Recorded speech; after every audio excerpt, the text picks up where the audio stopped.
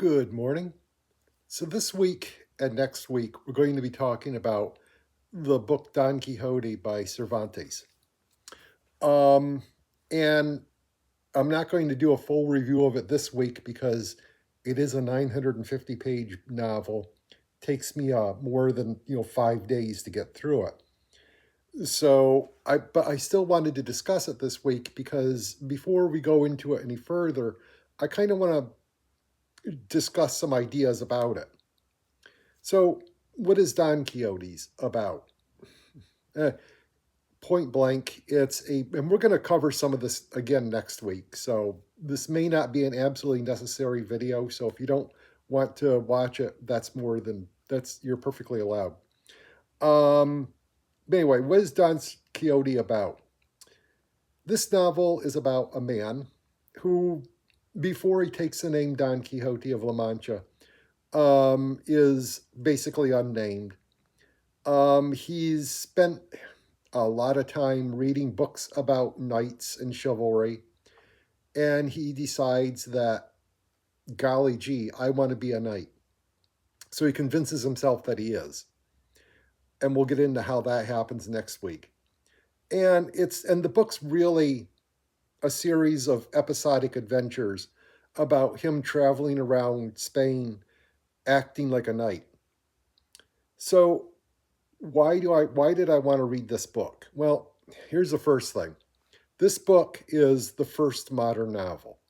This is where the ideas for what was going to be a novel were set down.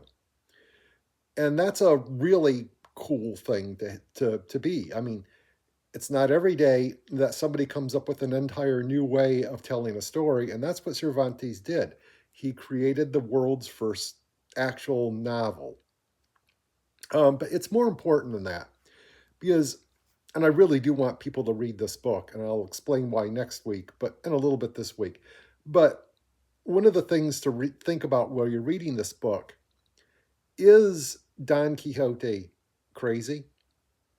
Because he may not be. He may be totally lucid. He may be totally rational. He may be perfectly capable of processing things, and his actions may seem crazy to other people, but they have a reason behind them. So that's just something to keep in mind. Just keep in mind it may not be just about a crazy guy with a second crazy guy hanging around with him. One thing about this book is that it is hilarious.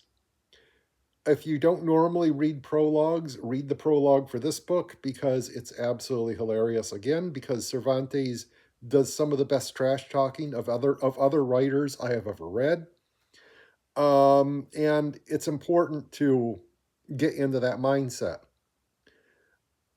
It's very important to keep in mind, though, that Cervantes was writing about things that maybe aren't, how can I put this nicely? Maybe aren't quite acceptable in today's. I'm going to put this bluntly. Sancho Panza at one point thinks he's going to get a kingdom because Don Quixote will win a kingdom and make him a governor. And Sancho Panza starts thinking about how many people he can ship off to slavery, because he'll be governor of his own area. You got to remember, this was written 320 years ago. You're just going to have to accept that. But just keep that in mind. There are some things that are somewhat questionable in today's verbiage that are touched upon in this novel that would be considered perfectly acceptable, when this novel was first written. And of course, it also must be said, Sancho Panza is not written as a particularly good person. Not a particularly bad person, but not a good person either, because he's only following Don Quixote under the idea that he'll become either governor of or king of his own kingdom. Anyway, I want to make a couple suggestions about how to read this novel when you get into it. First off, pick the right translation. This was written 320 years ago. It was written in Spanish. And even if you're fluent in Spanish, the language used in it will be not easily decipherable to a modern reader. So pick a good translation. I have personally the 2003 translation, and that's considered one of the best. Although, from what I understand, the 1998 is also very good.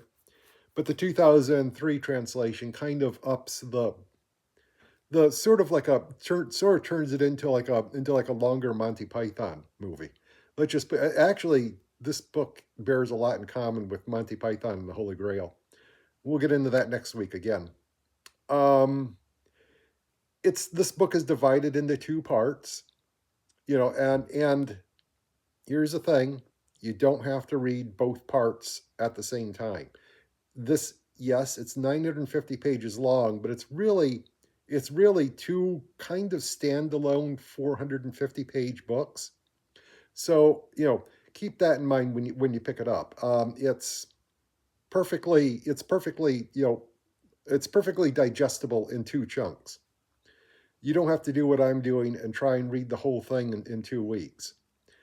you can you can take some time between them. Also, while you're reading this book, read it in small daily doses, 30, 40 pages a day. The reason I'm saying that is because this book is very episodic and it doesn't really require you to be reading it for hours and hours and hours every day because it's telling one overall story, but it's telling it in very episodic chunks. If anything, modern television probably took this particular structure really to heart in that modern television usually has one episode that tells one single story but then it contributes to an overall season arc, and that's really what this book is.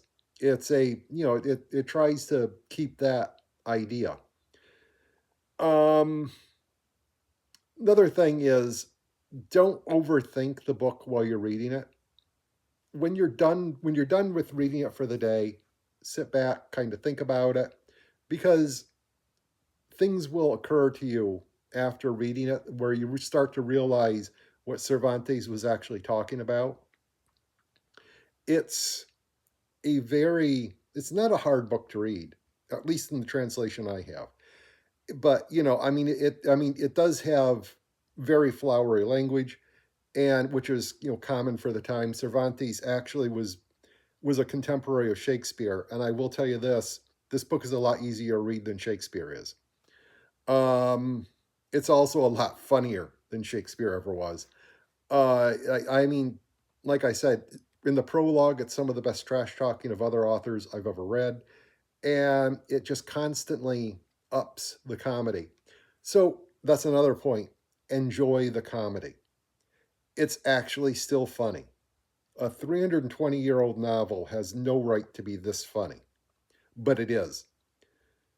Um, one thing you should remember. I mean, everybody knows the famous story of Don Quixote tilting at a windmill. Here's the thing: that's a very, very diminishingly tiny part of this book, and you will find a lot more interesting stuff even than that will come out of this book.